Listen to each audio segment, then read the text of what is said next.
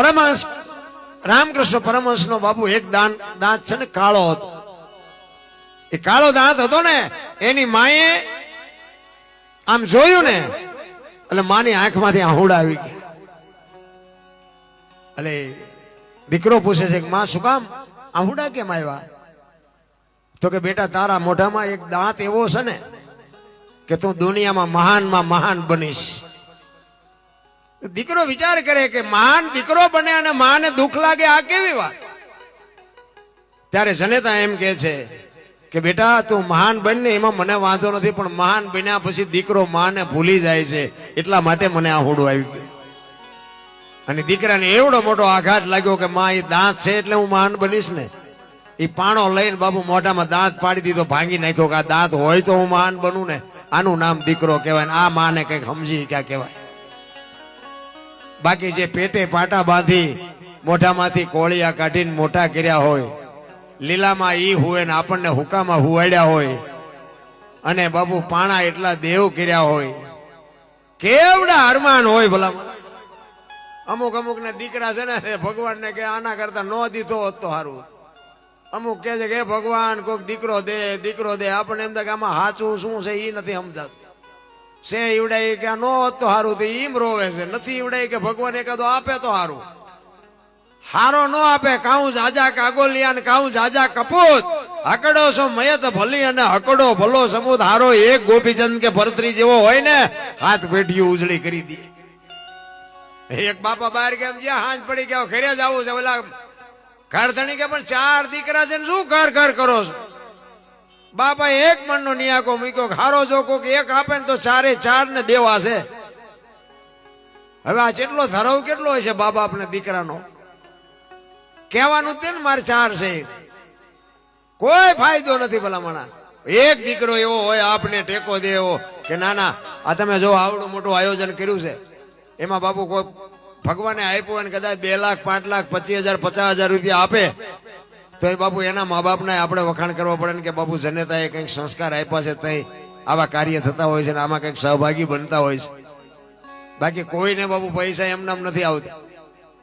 ઘણા એમ કે આ તો 2 નંબરના હોય ને 2 નંબરના, ત્યાં 10 ની નોટે નથી દીધી. 2 નંબરના દીકરા નગરા ત્યાં તો દુનિયાના બુસ જ માર્યા છે. આ 2 નંબર થી બધું હાલે છે, પણ દઈ નથી શકતા ને કોઈક દે જોઈ નથી શકતા.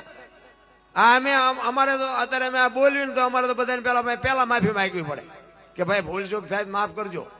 ને ખબર ફોન આવે તમે રાણા પ્રતાપ નું આમ બોલ્યાથી ખોટું હતું, આમ હતું. શિબિર રાજન બોલ્યા આમનું ને આમ હતું. એટલે પછી તો આ વી આવો ને કાનની બુટીઓ લાલ થઈ જાય છે કે નહીં જોઈ? આખી રાતમાં બધું બધા ભજન વાળા ન હોય, અમુક તો અમારા રિઝલ્ટ કાઢતા હોય બેઠા બેઠા. કારણ કે સમયની બલિહારી છે. સમય એક એવો હતો કે કોકના પૈસા હું કટવી દેતો હતો. અત્યારે મારા બુશ માર્યા કેટલાય, લ્યો શું કરવું? એ સમયની બલિહારી છે. સમય આવે ને પરિવર્તન લાવી દેવા, પછી બુશ માર્યા ઈ જાણે એનો નાચ જાણે. ને કોકના રૂપિયા આપણે કટવી દેતા અમારા રાખી શકે? અને બીજી જ નાચ પાછી અમારા નહીં. અમારા છે 1-2 પણ જાજો ભાગ બીજી નાચ વાળા ને કે ઝઘડા કરવા એ તો અમારે અહીંયા ટ્યુશન રાખવું પડે. બાજતા બીજા ન આવડે. અત્યારે ભલે બધા મથે છે, બાજવા ફાવે જ નહીં તમને, બાજતા જ ન આવડે. કહેવાનો મારો મિનિંગ બાજવું નથી આપણે, પણ કહેવાનો મિનિંગ જે લોહીના ગુણ હોય ને એ હોય જ. એ એમનામ નથી મળતા, કોઈ બજારે મળતું જ નથી. આની માટે બાપુ એટલા જ માટે કહું છું કે મહાપુરુષોએ આ જનેતાને કીધું હતું કે જનુની જણ તો ભગત જણજે, કાં દાતા કાં સુરવીર, નહીં તો રહેજે વાંજણી, મત ગુમાવજે નૂર. ભગત દાતાર સુરવીર કલાકાર જે છે ને એ બધા જન્મથી હોય, બનાવે નહીં, કોઈ બને નહીં. દાતાર સુરવીર કલાકાર સંતો જતી સતી જે છે ને એ જન્મથી હોય, બને નહીં કોઈ.